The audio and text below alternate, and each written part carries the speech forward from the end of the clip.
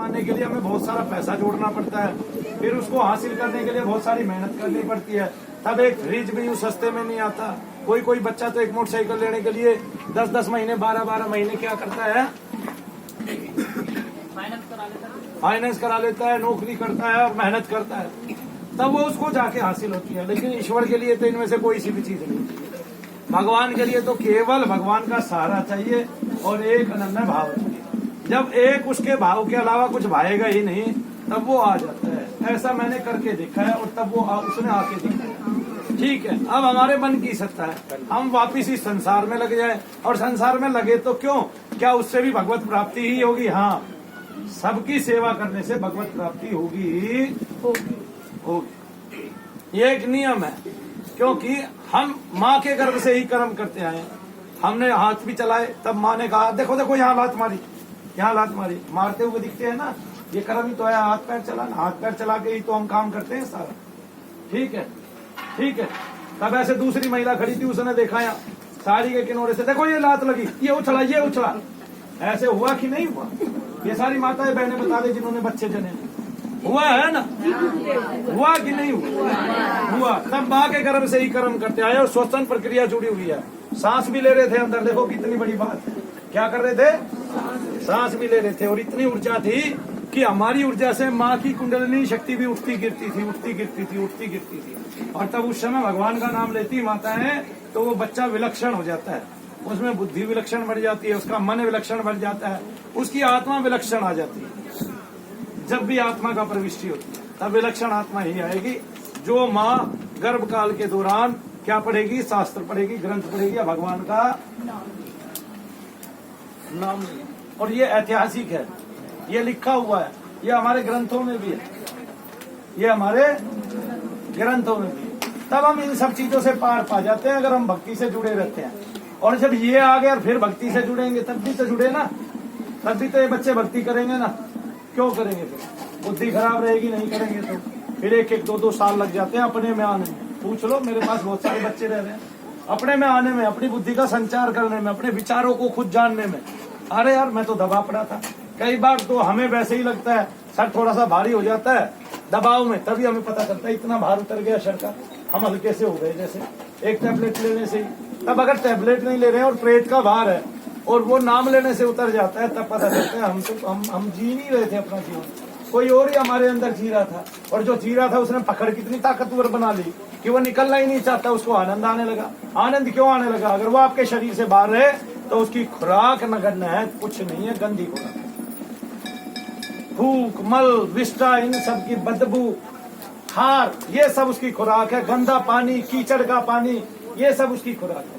और शरीर में चला जाए तो दही, दूध और पता नहीं क्या क्या लेगा, मजे लेगा। क्यों जी? पेड़ खजूर खाएगा, काजू की बर्फी खाएगा, है जी, दही के साथ पराठे खाएगा, बढ़िया वाला अचार खाएगा। ठीक है, अचार कौन कौन खाता है? क्या किसके घर में अचार? देखो हाथ उठाओ, ऐसे पता नहीं चलता मुझे। अच्छा चलो, सभी खाते हैं तो अचार तो सभी खाते हैं। खाते हैं कि नहीं? मैं तो नहीं खाता। नहीं समझे? आपको ताजा चीजें मिल रही हैं, आप खुद सड़ा के चीजें खा रहे हो, है कि नहीं? आपने अचार बनाया, उसको सड़ाया, सड़ा के चीज खा रहे हो, तुम्हें ताजा मिल रही है भाई। सड़ा के काहे खा रहे हो बताओ? भला क्या खा रहे हो? अचार खा रहे हो। अरे बुद्धि भ्रष्ट करने का है, तुम सड़ा के चीज खा रहे हो, तुम्हें फ्रेश चीज मिल रही है। वही बताओ, आम ताजा मिलता है कि नहीं? उसके सीजन पे खाओ, वो लाभ देगा, बिना सीजन के खाओगे लाभ देगा, नहीं देगा। अचार से गला खराब होने के अलावा क्या काम होता है बताइए? मेरा तो गला गिर जाता है, मैं जिस दिन भी खा लेता हूँ। पहली बात तो खाने से ही परहेज करता हूँ, फिर भी बताओ। तो तुम्हारी तो उल्टी मत है, मैं तुम्हें सीधा लेके आ रहा हूँ इसलिए कि तुम सारे अचार खाते हो ना, इसलिए अचार भ्रष्ट हो गए, व्यवहार भ्रष्ट हो गए, तुम्हारे आचार भ्रष्ट हो गए। अचार खाते हो तुम।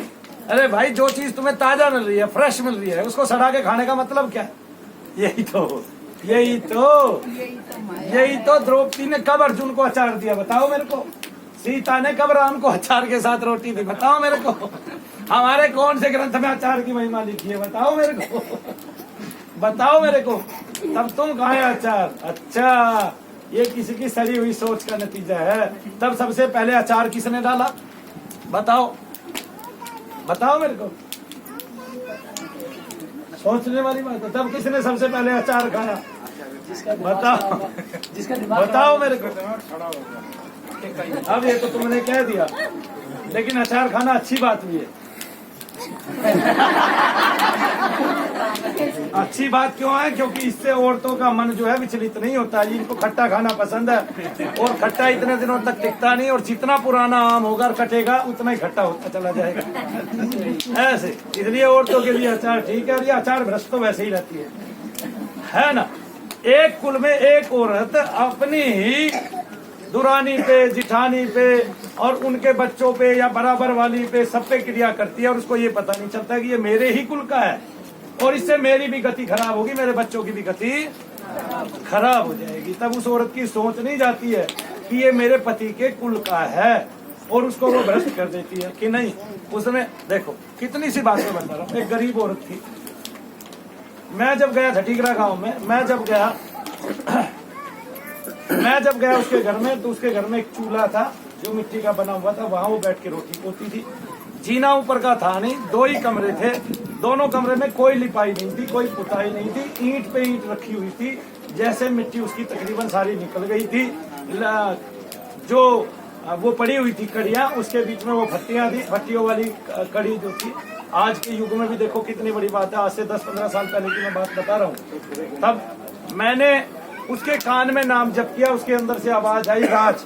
मैंने कहा राज तो गले पे बैठी है, जो बाकी 5 है वे कहाँ बैठी है? तब उसने बताया 2 पैरों पे, एक छाती पे बैठी है 2, और एक पेट में बैठी है। हम इस तरह से आई है। तब मैंने पूछा किसने भेजा? तब उसने बताया एक महात्मा ने भेजा, और उसका नाम ये है, और वो हनुमान जी की भक्ति करते हैं। मैंने पूछा क्यों भेजा? तब उसने बताया ये पानी भरने जाती थी, ठीक है, वे ब्राह्मण परिवार से थी और ये दूसरे जातिगत परिवार से थी। तब इनके साथ उसका झगड़ा हुआ। इसने कहा पानी तो मुझे भी भरना ही है ना, बच्चे तो मेरे भी प्यासे हैं। तब वो बोली तू बाद में भर लियो, ठीक है, या हम भरवाती हैं तेरा पानी, तू भर। उसने कहा भाई मेरा पानी तू भरेगी, मैं भरूंगी अपना पानी, मैं नल चलाऊंगी। तब उन्होंने उसको, पहले हर गांव में सरकारी नल लगी थी कि नहीं लगी थी, उनसे पानी खींचता था। तब उस पर लड़ाई झगड़ा हुआ। तब उन ब्राह्मण जाति की औरतों ने उस स्त्री पर क्रिया कराई, और वो उठ नहीं पाई 10 दिन तक। फिर उसके गले में जब मैं गया, तो गले में उसके बहुत सारी लहसुन की माला, नींबू की माला, मिर्चों की माला, जैसे देवी को नहीं बना दी जाती है, ऐसे बना रखी। तब मैंने पूछा भाई ये कब से बीमार है? बोला जी ये, और मैंने उसके माँ बाप बैठे हुए थे उस लड़की के। मैंने पूछा तुम कितने पैसे दे चुके हो? तब उसने बताया अभी तक हम, कल कोई नागलोई से आया था, उसको हमने 5100 रुपए दिए, फिर एक 2100 रुपए दे गया जी। और फिर वो नागलोई वाला हमें चलते हुए ये बोला, पैसे भी ले गया। चलते हुए बोला इसको तो कोई महापुरुष ही ठीक कर सकता है, वरना ही मरेगी ही मरेगी, क्योंकि ना तो उसकी आवाज आ रही थी ना कुछ। और जैसे ही मैंने कान में बस 2 बार बुदबुदाया, ओम शम शनिश्चराय नमः, ओम शम शनिश्चराय नमः, तब उसने कहा मेरा नाम राज।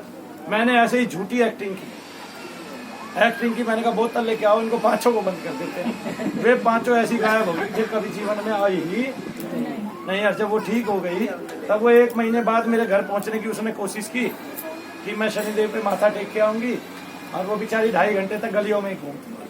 तब मैंने उसको कहा ना तो तुम्हें पैसा लगाने की जरूरत, ना ऐसे आने की जरूरत, तुम ठीक हो गए अपने घर रहो, लेकिन भगवान का नाम लेते रहे। तो ये जो ईर्ष्या है, ये तथागत सभी नारियों में है। तो यहाँ तो जितनी माताएं बहनें हैं ना, ये सबसे पहले ईर्ष्या का त्याग कर दे। किसका त्याग कर दे? ईर्ष्या का त्याग कर दे, और सेवा करें। एक दूसरा अपने ही परिवार के होके रहे। जिस परिवार में आपकी शादी हो गई वही कुल आपका हो गया। अब आपका पिछला कुल जो आप छोड़ के आई हो, वो कुल आपका रहा नहीं है। आप बेशक उस पर अधिकार और कब्जा करती हो, और जाके वहाँ अपनी सारी चलाती हो, खूब चलाती हो, लेकिन वो परिवार आपका रहा नहीं। जिसकी शादी नहीं हुई उसके लिए नहीं कह रहा मैं ये बात, आगे ना अरुणा, तुझे तो दिल पे लेने की बात ही नहीं है, आगे ना समझ में। तू तो बड़ी बुआ है, तेरा तो सारा अधिकार ही वही है। अभी तेरा तो कुली गोत्र वही है जो पुराना है। नहीं भाई, जिसने शादी नहीं की उसका तो कुल गोत्र वही है, लेकिन जिसकी शादी हो गई उसको दूसरे घर में पैर नहीं देना। एक बात याद रखो, अगर तुम राम को पूछते हो तो सीता पहले है, और सीता माता की यही सीख है कि शादी होकर 4 बहनें आ गई, लेकिन कभी भी जनक के वापिस नहीं गई। 14 साल तक लक्ष्मण की पत्नी अकेली रही, अपनी भक्ति की, सब कुछ किया उर्मिला जी, लेकिन कदापि कहाँ नहीं गई? मायके नहीं, ये खबर किसी ने नहीं सुनी, है ना। माता अनुसुईया की सीख सबको पालना करनी चाहिए, उनका वचन लेना चाहिए, तभी आप, भगवान भी आपकी गोदी में आ सकते हैं, तभी भगवान आपके घर में जन्म ले सकते हैं, आपकी कोख से जन्म ले सकते हैं, जब आप अच्छी सीख लेंगे और उस सीख पे चलेंगे जी, तभी। और माता पिता की सेवा करेंगे जी। सास को ससुरी मत समझना, सास को अपनी श्वास समझना और ससुर को अपना सुर समझना कि यही मेरी आवाज है। दो ही चीजें अंदर में रहती हैं और वो आपको योग धारण कराती हैं। एक नाद जो आपकी आवाज है वही आपका ससुर है, यानी कि स्वयं का सुर है, और दूसरी श्वास, जो दोनों ही अगर साथ ले जाए तब आपको योग का धारण हो जाए। तो माता पिता की सेवा यानी कि सास ससुर की सेवा करने वाले कौन कौन है? हाथ उठाना जरा। एक अकेली आप ही है क्या? सास पूजा महारास्ता नहीं था, हाँ? अरे वो तेरी पत्नी, हाँ सास ससुर की 10% महिलाओं ने हाथ उठाया भाई, 10%। देखो भाई 10% के लिए कार्य, हम 10% की सास ससुर की सेवा की। ये देख लो बाबू जी आपके सामने खड़े खड़े 10% की। मुझे अपराध क्या लगता है कि सास ससुर की सेवा नहीं कर पाते, हम थोड़ा सा है हमारे साथ नहीं हो पाई, मरते पे भी नहीं जा पाए, तो क्या अपराध लगता है? अपराध तो देखो, अगर आप चाह रहे थे करना, कर नहीं पाए, तब विवस्था हो गई, उसके लिए तो कोई अपराध है ही नहीं। मुझे जान के नहीं करा तो जान के नहीं करा तो फिर सारा अपराध ही है, सारा अपराध ही है, फिर तो जन्म लेके लजा दिया ना। उसकी सजा तो मिलती है ना। हाँ, सजा तो धारण सबकी होती है ना। सजा तो क्या, कुली गिर जाता है, पथ भ्रष्ट हो जाते हैं बच्चे, अपने पथ भ्रष्ट हो जाते हैं, है ना। तो संताप होता है अपने बच्चों को। उन माँ बाप, देखो दो चीज आपने लेके जानी है, आशीर्वाद और श्राप। अब आप श्राप इकट्ठा कर लो या आशीर्वाद, अब आपने क्या इकट्ठा करना है ये आपने देखना है। आपको एक चीज सरेआम देखने को मिलती है कि भाई नजर लगती है, और आपने देखा भी होगा, आप नई गाड़ी लेके आए, निकले ही थे, किसी ने टोक दिया था, पड़ोसी ने आया तो चमचमाती ले आया, इतनी देर में आगे तक स्कूटी वाला आया, कूड़ा ठोक दिया, पड़ गया इतना गड्ढा, ठीक है, बड़ा जो बड़ा हट के चल रहा था, ऐसे ही कहेगा फिर वो। और किसी दिन आपने गाड़ी में तेज स्वर में कोई भजन गा दिया ना, या गाना भी चला दिया, बस गए उस दिन काम से हम। 2-3 यार इसके बढ़िया है, थोड़ी भाई ये बड़ी गाड़ी ले रहा है, भाई ये बड़ी गाड़ी वाला है, तो कुछ ना कुछ ऐसा हो जाता है। कई बार नए मकान पे आप देखते हो, ठीक है कि नहीं, ऐसे देखते हो कि नहीं देखते हो? देखते हैं। हाँ, तो मैंने नया मकान बनाया, भाई मेरे पे कौन वो लगाएगा नजर, तो नजर ऐसी लगी, ऊपर की सारी टाइलें उखड़ के नीचे गिरी मेन पे। मैं बोला भाई ये कैसे उखड़ गई, ठीक है, बोला जी देखो इसके ऊपर की सलामत, और ये बीच की टाइलें गिरी है, देखो कैसे गिरी है। मिस्त्री हैरान है, बोले ये गिरी नहीं सकती थी। मैंने कहा तो किसने गिरी है? बोला जी तो किसी की नजर में गिरी। आ गए ना, बोले इसका कोई सलीका ही नहीं था, तो एक के ऊपर एक रखी है, तो गिरेगी या तो सारी गिरेगी, बीच में से 4 गिर जाए, ऐसा कैसे हो सकता है? और 4-4 गिर जाए हरी लाइन में से, ऐसा हो ही नहीं सकता, संभव ही नहीं है, कल्पना ही नहीं की जा सकती। तो बोला जी ये तो नजर नहीं डाली। तो नजर ऐसी चीज होती है, और हमने देखा भी है नजर लगते हुए, देखा है कि नहीं देखा? कोई एक व्यक्ति ऐसा नहीं जिसने नजर लगते हुए नहीं